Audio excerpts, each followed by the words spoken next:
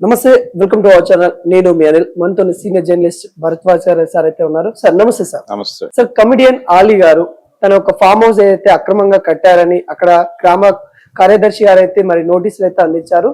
అసలు దాని వెనుక ఉన్న ఏంటి, అసలు అక్రమ కట్టడాలు ఏం చేస్తా ఉన్నాడు, ఫామ్ హౌస్ గురించి ఏం చెప్తారు? అంటే ఆలీకి నోటీసులు అనగానే వెంటనే ప్రజలకి అనుమానం వచ్చేది ఏపీ గవర్నమెంట్ నుంచి నోటీసులు వచ్చాయా లేకపోతే ఏపీ పోలీస్ నుంచి నోటీసులు వచ్చాయా అనేటువంటి అనుమానం. అంటే ఈ మధ్య నోటీసుల కాలం నడుస్తోంది.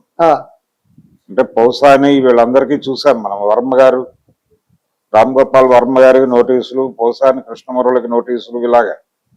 సో ఈ పరంపరలో ఈయనతో కూడా కొంత, ఈయనకి కూడా అంటే ఆలీకి కూడా వైఎస్ఆర్సీపీతో జర్నీ ఉంది. అందరికంటే ముందు తెల్ల జెండా ఎగరేసి రాజకీయాలకు బై చెప్పేసిన వాడు ఆలీ.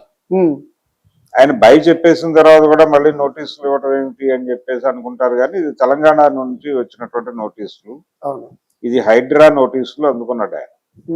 అంటే నవాబ్పేట దగ్గరలో ఆయన ఫామ్ హౌస్ ఉంది వికారాబాద్ రూట్ లో. అయితే ఇందులో అక్రమ నిర్మాణాలు చేపట్టబోతున్నారు అనేది సమాచారంతో నోటీసులు ఇచ్చారు. నిజం తప్ప ఇంకా నిర్మాణాలు మొదలు కాల, ప్రారంభ దశలోనే అడ్డుకున్నారు. కాబట్టి ఆయన ఖచ్చితంగా దాన్ని పాటించి తీరాల్సినటువంటి పరిస్థితి. ఇప్పటి వరకు ఆయన ఏదైనా కన్స్ట్రక్షన్ మొదలుపెట్టి ఉంటే ఆపేస్తాడు. ఇది కొంచెం హైడ్రా అనేది సీరియస్ గానే ఉంది నిర్మాణాలు, అక్రమ నిర్మాణాల పట్ల అనేది. ఆల్రెడీ సినిమా నటులనైనా స్పేర్ చేయటం లేదు అనేది అన్కన్వెన్షన్ వ్యవహారంతో మనకి స్పష్టమైంది. అంటే ఆయన తన ప్రభుత్వానికి సంబంధించినటువంటి ఒక ప్రభుత్వం మీద ఒక నమ్మకాన్ని కలిగించటం అనేది కొంచెం హెరాయిక్ ఇమేజ్ తీసుకురావడానికి హైడ్రా ఉపయోగపడుతుంది అని రేవంత్ రెడ్డి గారు నమ్ముతున్నాడు.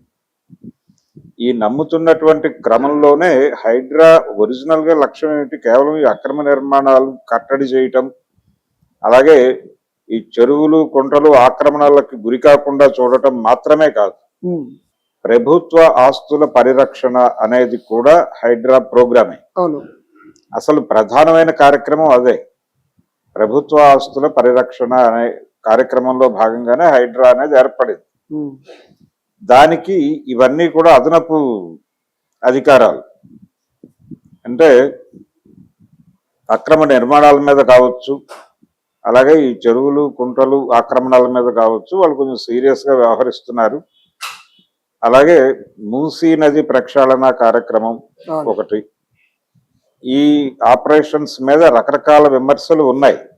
ఉన్నప్పటికీ ఇలాంటి చర్యలు చేసినప్పుడు మళ్ళీ ఒక అప్రిసియేషన్ వస్తుంది జనం నుంచి. ఇప్పుడు ఆలీ నిర్మాణాలు చేపట్టాడు అక్కడ, అదేదో చూసి చూడనట్టు వ్యవహరించడం కాకుండా నోటీసులు సర్వ్ చేసి మీరు ఇమ్మీడియట్ గా నిర్మాణాలు ఆపేయాలి, లేకపోతే ఫర్దర్ గా కూల్చివేతలకి గురవుతారు అని చెప్పడం. ఇది ప్రభుత్వం మీద ఒక గౌరవాన్ని పెంచేటువంటి చర్య. అంటే ఎవరిని స్పేర్ చేయటం లేదు అనే ఒక ఇమేజ్ కావాలంట. అందుకని అందులో భాగంగానే అలీకి నోటీసులు సర్వ్ అయినాయి. ఆయన కూడా ప్రభుత్వ వ్యతిరేక కార్యక్రమాలకి పాల్పడటమో లేకపోతే ఏదో పద్ధతిలో పర్మిషన్ తెచ్చుకుందామనో ప్రయత్నం చేస్తాడని నేనైతే అనుకోవడం లేదు. ఆయన గౌరవప్రదంగానే ప్రభుత్వ నిర్ణయానికి కట్టుబడి ఏ మేరకు నిర్మాణాలు వెళ్ళాలి అనేది వాళ్ళ గైడెన్స్ లోనే ఆ నిర్మాణాలను ఏం చేయాలి మొదలుపెట్టి ఉంటే, ఫామ్ హౌస్ లో నిర్మాణాలు ఆల్రెడీ ఉండుంటాయి, ఆ ఉన్నవి డిస్టర్బెన్స్ అయి ఉండకపోవచ్చు. ఇప్పుడు కొత్తగా చేపడుతున్నటువంటి నిర్మాణాల మీద సర్వ్ అయినటువంటి నోటీస్ గానే కనిపిస్తోంది. అందుకని ఆ యాక్టివిటీ అంటే వీళ్ళు ఎక్కడో ఏదో ఒక గవర్నమెంట్ దీనికి అప్లై చేసుకుని ఉంటారు. ఆ అప్లై చేసుకున్న దానిలో వైలేషన్స్ ఉన్నాయి అనేది వాళ్ళు గుర్తించి ఇవి నిర్మాణాలు జరిపితే మీకు మళ్ళీ మీరు కూల్చివేతలకి గురవుతారు, కాబట్టి మీరు ఆ నిర్మాణాలు చేపట్టకుండా అయిపోతే మంచిది అని చెప్పారు. వెంటనే ఆయన దానికి సంబంధించిన జాగ్రత్తలు తీసుకుంటాడు. కానీ నోటీసులు ఆలీ అనే ఆ రెండు పదాలు మాత్రం సెన్సేషనలైజ్ అయినాయి. ఆ సెన్సేషనలైజ్ అవటం, ప్రతి ఒక్కరు ఈ వార్తని చూసే ప్రయత్నం చేయటం, ఈ క్యూరియాసిటీ రేపటం వెనకాల ఆంధ్రప్రదేశ్ ప్రభుత్వం తాలూకా చొరవ ఉంది. దాన్ని గుర్తించాలి. అంటే వాళ్ళు వరుసగా నోటీసుల యుద్ధం జరుగుతోంది. ఏపీ నుంచి హైదరాబాద్ లో ఉన్న ఫిల్మ్ ఇండస్ట్రీకి, సెలబ్రిటీస్ కి. ఆ రోజున వైఎస్ఆర్సీపీకి అనుకూలంగా మాట్లాడినటువంటి సెలబ్రిటీస్ ఎవరిని కూడా వాళ్ళు ఉపేక్షించడం లేదు అనేది అర్థమవుతోంది. అయితే ఈ ప్రయాణంలో రేపు పొద్దున ఒకవేళ పార్టీ మారి ఇంకో పార్టీ అధికారంలోకి వస్తే వాళ్ళు వీళ్ళని పొగిడిన వాళ్ళ మీద దాడులు చేసేటువంటి ప్రమాదం కూడా కనిపిస్తోంది. అయితే ఆ గొడవ కాదు, ఇది వేరే భిన్నమైనటువంటి వ్యవహారం. అలీ నోటీసులు, తెలంగాణ ప్రభుత్వం తాలూకా వ్యవహారం, అక్రమ నిర్మాణాలకు సంబంధించిన హైడ్రా గొడవ ఇది. ఆ హైడ్రా గొడవని ఆయన సానుకూలంగానే పరిష్కరించుకోగలడు. ఈ అంశాలు ఎలా చూస్తారు సార్? ఏదైతే వైసీపీ సంబంధించిన సినిమా ఇండస్ట్రీలో ఉన్న వాళ్ళంతా దూరం అవుతా ఉన్నారు, జగన్ కి ఏమన్నా ఇబ్బంది అయ్యే ఛాన్సెస్ ఏమైనా కనబడుతుంది? ఇబ్బంది ఏముంది, వెళ్ళిపోయే వాళ్ళు వెళ్ళిపోతారు. ఇప్పుడు పార్టీ అధికారంలో లేదు అనగానే ఖచ్చితంగా కొంతమంది టర్న్ తీసుకుంటారు. దాన్ని అంగీకరించాలి, భరించాలి కూడా. అంటే రకరకాల కారణాలు ఉంటాయి. పర్సనల్ వ్యాపారపరమైనటువంటి సమస్యలు ఉంటాయి. అంటే గతంలో లాగా లేదు రాజకీయం. ఒకప్పుడు ఒక పార్టీ వాడు ఆ పార్టీ సిద్ధాంతాలకు దేనికో నమ్మి దానిలో ఉండేవాళ్ళు. వాళ్ళు పార్టీ మారటం అనేది అంత ఈజీగా జరిగేది కాదు. కానీ రాజకీయాలు వ్యాపారంగా మారిపోయినటువంటి ప్రపంచంలో మనం ఉన్నాం. అందుకని ఇప్పుడు ఇవి అనివార్యంగా జరుగుతాయి. అధికారం లేనప్పుడు దీనికి ఒక సరదా జోక్ చెప్పేవాడు ఆయన.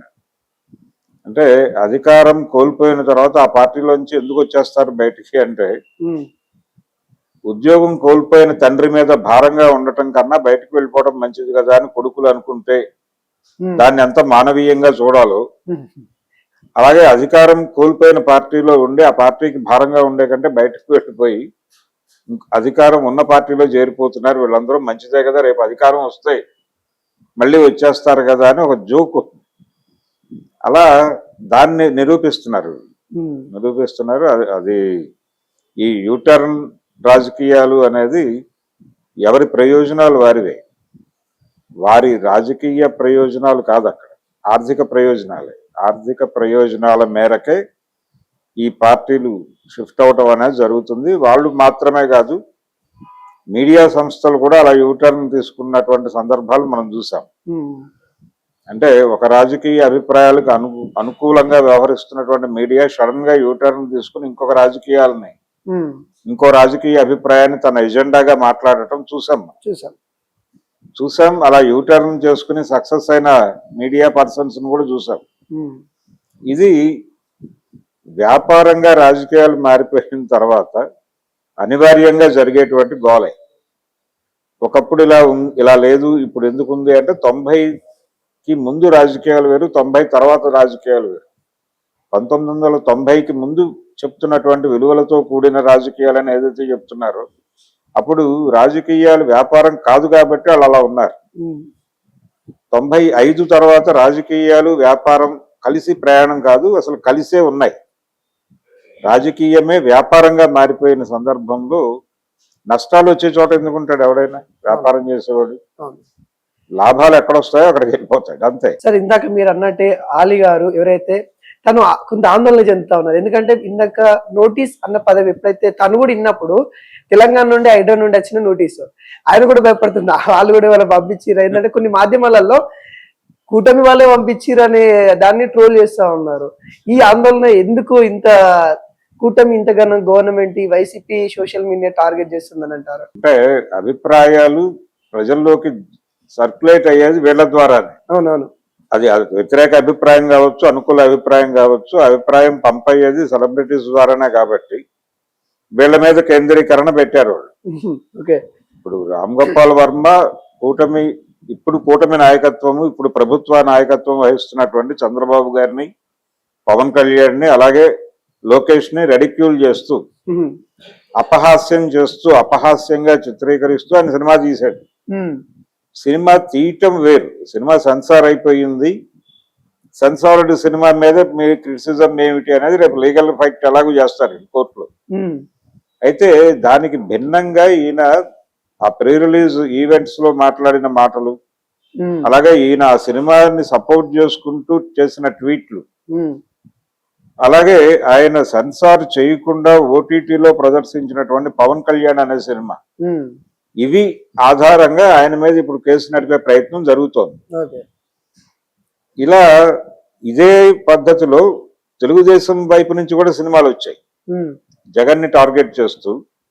రాజధాని ఫైల్స్ అనే సినిమా వచ్చింది, వివేకం అనేటువంటి ఒక సినిమా. వివేకం అనేది అది సెన్సార్ కాలేదు, అది త్రూ సోషల్ మీడియా పంపు చేశారు. ఓకే. కానీ సెన్సార్ అయిన సినిమా రాజధాని ఫైల్స్ థియేటర్లో రిలీజ్ అయింది. అది ఉమ్, ఆ సినిమాలో జగనే నేరుగా గొడ్డలు తీసుకుని ఒక హత్య చేసినట్టుగా సన్నివేశం ఉంది. ఉమ్, అంటే జగన్ స్వతహాగా హంతక స్వభావం కలిగినటువంటి వ్యక్తి అని మీరు సినిమాలో ఎస్టాబ్లిష్ చేశారు. ఉమ్, ఆ క్యారెక్టర్ పేరు వేరే కావచ్చు, గగన్ ఇంకేదో పెట్టారు, కానీ అది చూడగానే జగన్ అనేది అర్థం అవుతుంది. అర్థమవుతుంది. కాబట్టి మీరు ప్రజలకి ఒక వ్యక్తి గురించి నెగిటివ్ ఒపీనియన్ కన్వే చేశారు కదా. జగన్ గెలుచుంటే వీళ్ళకి నోటీసులు ఇచ్చేవాడా అనేది. ఉమ్, ఇప్పుడు ఆ సినిమాలో నటించినటువంటి ఆర్టిస్టులకి, అవును. ఆ సినిమాకి స్క్రిప్ట్ డిజైన్ చేసిన వాళ్ళకి, అలాగే ఆ సినిమా తీసినటువంటి ప్రొడ్యూసర్కి, వీళ్ళందరికీ నోటీసులు సర్వ్ అయి ఉండేవి కదా. ఉమ్, ఉమ్, ఇప్పుడు మాత్రమే కాదు, రేపు నెక్స్ట్ ఎలక్షన్స్ కి మళ్ళీ సినిమా వారు ఉంటుంది.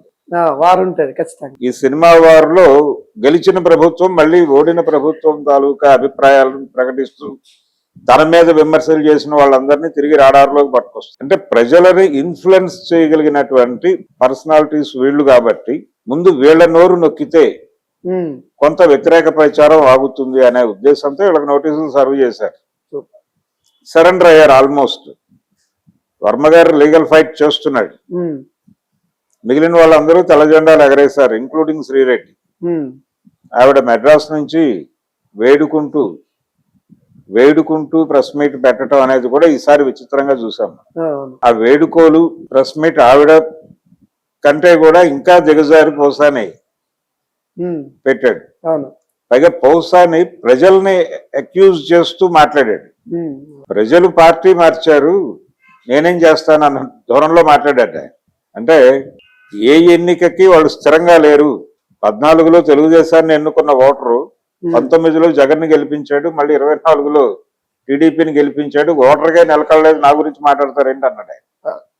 అని ఒక విచిత్రమైన దుర్మార్గమైనటువంటి లాజిక్ తో తన్ని తాను సేవ్ చేసుకోవడానికి, ఉమ్, తన్ని తాను ప్రొటెక్ట్ చేసుకోవడానికి డొంకలు వెతికాడు ఆయన. అది పరమ దుర్మార్గమైనటువంటి లొంగుబాటు పౌసానిది. అలా ఎవరి పద్ధతుల్లో వాళ్ళు తెల్ల జెండాలు ఎగరేసి లొంగుబాటు ప్రకటనలు జరుగుతున్నాయి.